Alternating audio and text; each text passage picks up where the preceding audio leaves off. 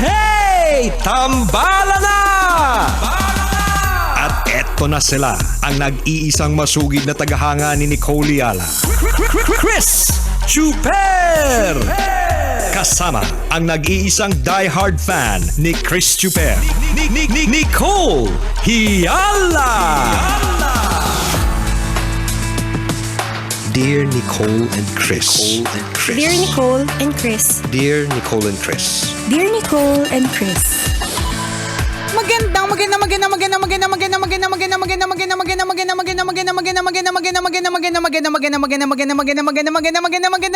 tanghali, mga tambalanista, mga kabisyo. Hi, partner!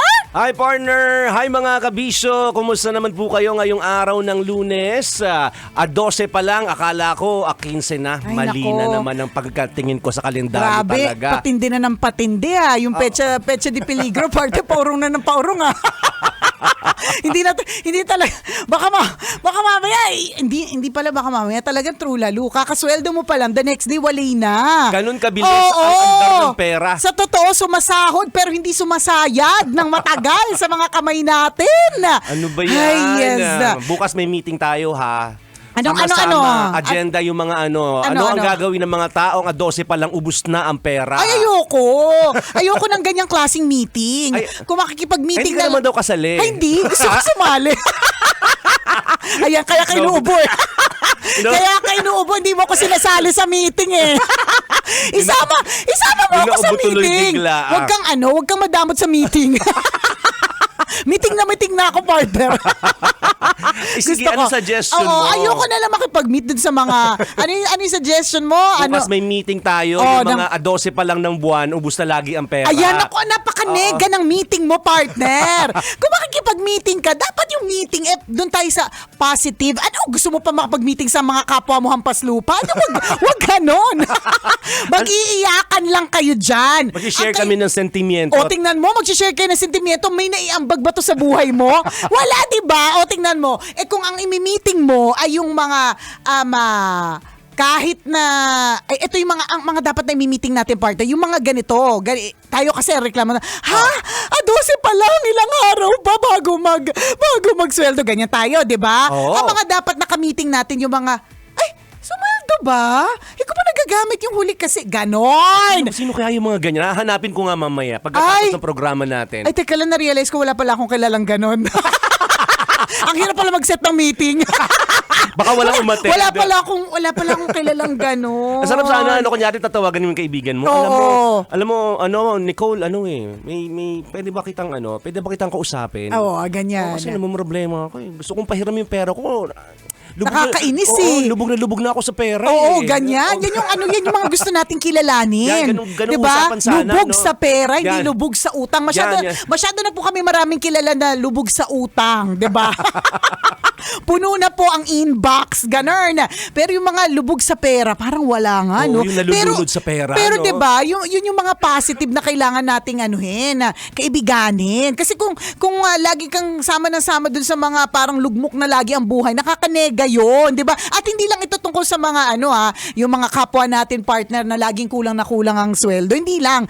Generally in life po, mga kabisyo, sa buhay po natin, kapag kasama po tayo ng sama sa mga taong nega, ang ending po nito, kabisyo, ay nako, nakakalurke, magiging nega ka din. Totoo yun, diba? ha? Kaya be careful, kabisyo, kung sino po yung be careful who you want to, sandali. Birds of the same feather na lang para mas Tama. Luma na kasi birds of the same feather flock the feather. Birds of the same,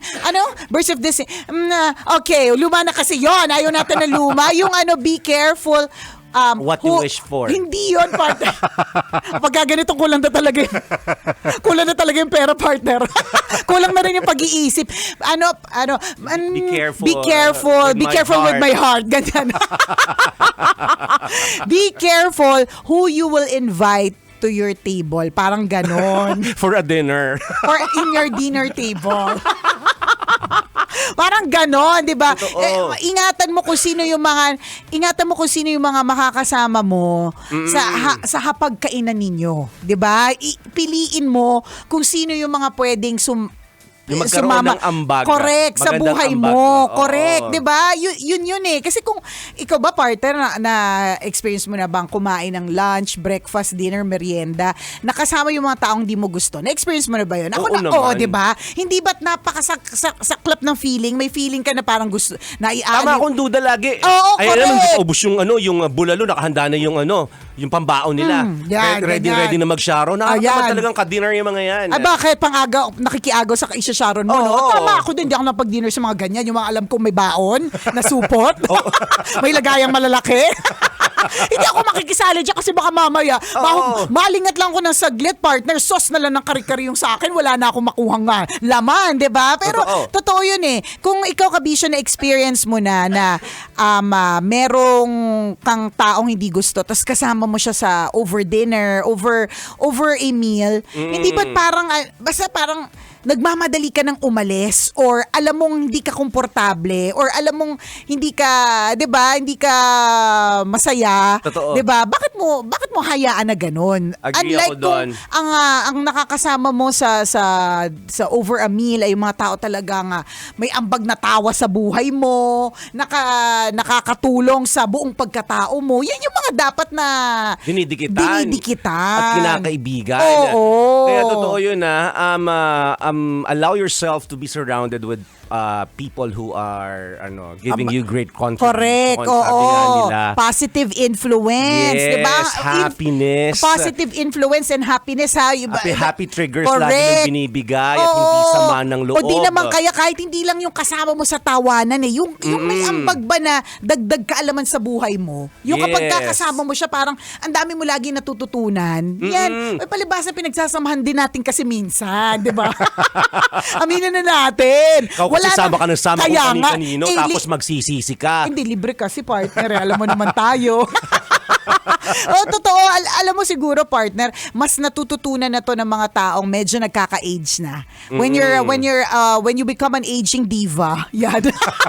Hindi lang basta aging, di ba? Para Kailangan may diva. Kailangan, partner. Pagka ikaw ay nag-age na, ikaw na ay isang aging diva, di ba? Hindi na yung para masyadong marami yung kasama eh. Na-realize mo sa buhay mo na hindi mo kailangan ng sandamukal na mga tao, ang kailangan mo lang mga iilan lamang na mabibilang nga lang sa isang kamay kung iilan lon o kay sa 10 mga daliri, 'di ba? Na meron pong ambag sa buhay mo. Yes. 'Di ba? Pagka walang ambag, ano 'yan? Kung ang ambag niya panega, bakit natin patatagalin? At control Diba? mo yung Kabisyo, ha? Sa true. Oo, nandyan lang sila, hindi mo makokontrol yung mga taong yon. Pero Correct. ang control mo dito, yung sinasabi natin, kung paano ka mag-react or paano ka mag-handle ng ganung klase ng sitwasyon. So, paano mo na siya i-handle? Ngayon, kasama ko sila, hindi ko na makokontrol yun, pero next time, hindi ko na sasamahan. Or di naman kaya. Ganun na yung pag-handle mo. Ay, kasama ba yun? Hindi na ako sasama. Oo. Never mind. Tama. Hindi na lang, Oo. kahit libre pa yan. Oo. Kasi alam natin na hindi maganda yung ambag nitong kung sino man ito sa buhay natin. Totoo yun. Piliin lang po natin, totoo, yung mga sitwasyon, yung mga tao, yung mga pagkakataon na magbibigay sa atin ng positive impact. Ano yung mga or magandang dulot sa ating sarili. Kung meron kang matatandaan na parang yung masasabi mong nega, hindi mo na uulitin, ayoko nang sumali dito, ganyan. Anong sitwasyon yun, partner? Nung minsang... Ay, hindi, name drop tayo. Charot. Name drop. Hindi, joke lang. Sitwasyon. nung minsang in-invite mo akong mag-guest sa podcast ng Kabastusan. Bakit? Sabi ko talaga nung nag-guest, wala nang atrasan to eh. Ano itong pinag-guest namin niya? Pinagsasabi namin dito. Palakasan ng invento ng kwento talaga eh. May ma-contribute lang. Pero lahat talaga walang kwenta. Pero partner, in fairness naman to you, naging creative ka. So, kahit May pa paano, creativity ba yun? correct. Ibig sabihin, sabi mo, kung sinasabi mong Yung hanggang ngayon invento. nag-i-emission, nag-i-imagine ako. Hindi, ikaw tong may mga na-reveal na invento mo lang pala eh. Di naging creative ka, di ba? Hanggang ngayon Ganun. nag-linger sa isip ko kung gaano kaitim at kalalim yung sayo. Hinusgahan ako, partner. Yung opinion Oo. sa loobin ni partner kasi yun, ganun yung usapan. Di ba sa... Lalim daw. Oo, ganun. parang hinusgahan ako base sa mga Basta Sige, sa... paano natin i-handle yung ganung situation? Nandun na eh. Oo nga, Diba? hindi na rin ako ulit sa ganun. So, totoo lang din, parang hindi ako komportable, di ba? Oo. Uncomfortable. Tsaka yung mga partner, yung mga sitwasyon din na parang forced ka na may i-reveal, ganyan. Ayun nga, parang mga ganun. O kaya forced ka na maging hindi ikaw. Parang isa ganun. pa yun, Halimbawa, isa pa yun. kung di ikaw partner, halimbawa, sitwasyon na sobrang social ng mga tao. Ulitin mo pa ba yun? Hindi na. Hindi Ako na lang. Hindi na Allergic talaga. talaga ako sa ganung sitwasyon. Sa mga social gatherings na mga social. Pwede kong mag-try just to get the experience. Oo, pero yung kung ako ay if I'm gonna do it on my own, hindi.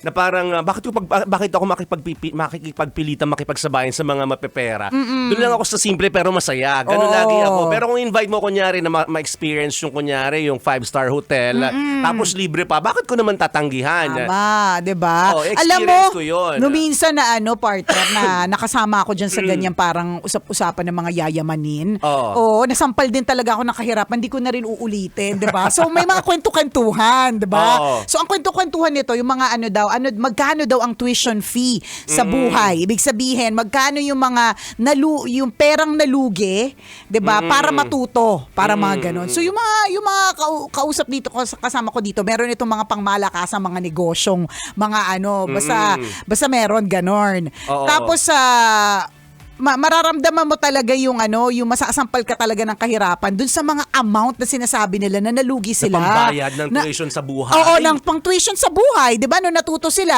Ako kasi ilang beses na rin ako nalugi sa ganyan, partner. Parang nangliit yung parang iniyakan ko ng mga tatlong buwan, partner. Parang kasi laki-laki na nung correct, nakala sa'yo, tama, na ilugi mo. Totoo. Pero para sa kanila, wala lang yun. Hindi nga ako nag-ambag sa kwentuhan eh.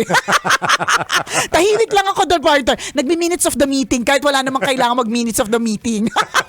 Ako yung nakikinig lang ako pero magugulat ka talaga dun sa mga lugi nila. As in mga talagang matindihan tsaka pang malakasan. Iba-iba din talaga. Pero sa bagay, kung magkano yung lugi nila, kasi yun din naman yung pera na posibleng bumalik din.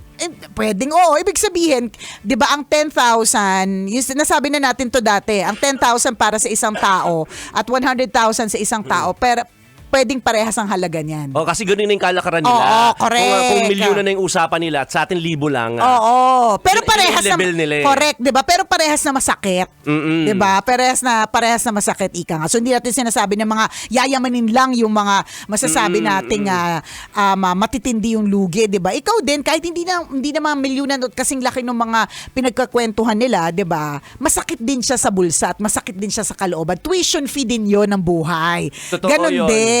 Maraming pagkakataon talaga na mararamdaman natin yun, no? Bakit ko pinipilit ang pagkakataong ito? O bakit ko pinipilit yung sarili ko sa sitwasyong ito? Hirap na hirap na nga ako, 'di ba? Oo. Diba kung kunyari makipagsabayan ka sa napakagandang cellphone, yung features naman ng cellphone, picture lang na kadalasang ginagamit natin, Messenger at mga social media platforms. Correct. Parehas lang din naman. Tsaka lalong-lalo na kung halimbawa nag-23, 24, 25, yung difference niyan hindi naman ganun kalaki. Tsaka yung 1, 2, 3, 4, 5, 6, tsaka alpha, mega, up, down, left, right, BA, select, start. Family computer na pala. Family computer na ba yun? Sorry. Sorry pa naguluhan, di ba? Sasabay mo talaga yung sarili mo na talaga kahit baon-baon ka sa utang. Yan. Makabili ka lang ng ganong cellphone pero alam mo sa sarili mo na hindi mo naman talaga afford. Ma-afford mo man, mahihirapan at marami masasacrifice na mga priorities. So, huwag mo nang pilitin pag gano'n. Correct. Wag na, alam mo, wala namang masama. Cellphone pa lang yan, ha? Oo, actually, partner, wala namang masama. Kaya lang, afford mo ba? Yun ang tanong. Kaya mo ba o masyado nang matindi yung epekto nito sa'yo and sa mga mahal mo sa buhay? Dahil dyan sa nakikipagsabayan masyado, 'di ba? Or inilalagay mo yung sarili mo sa isang sitwasyon na hindi ka naman talaga komportable, 'di ba? Wag ganon. Ang maganda, kabisyo, parang katulad ng sa Love Radio. Yung kapag ka ikaw ay mamanchuper tapos gusto mong makalibre ng boundary, magpaparegister ka. Yun, 'di ba? Love Knows No Boundaries promo. Lakasan na po ang inyong mga radyo dahil sapagkat because at this point, point, magbabanggit na tayo ng pangalan na maswerteng tsuper na mananalo ng libreng boundary. Tuloy-tuloy po yan mga kaibigan. So ngayon, pakinggang mabuti ha. Sino kaya ang tatanggap ng 1,500 pesos mula sa programa ng Tambalan? Inyong pakinggan. Ayan. Manong Chuper, baka pangalan mo na ang ating babanggitin. Pakinggang mabuti, pakinggang mabuti. Ang ating maswerteng tsuper partner ay nagmamaneho ng Joyrider pala ito, partner. Uy! Oo, with plate number NKC 7241. NKC 7241. Congratulations kay Nelia Cavite. Nelia Cavite. Taga Cavite ka ba, Nelia? Hindi natin sure, partner. Oo, pero siya ay nanalo ng libreng boundary. Oras po natin, 12:39. Naka 1.5 ka na. Pero kung makakarating ka dito within 2 hours na may dalang cellphone, yan. Cellphone yan. Dagdag 500 para sa'yo. Kailangan pa bang i-memorize yan? Love Radio.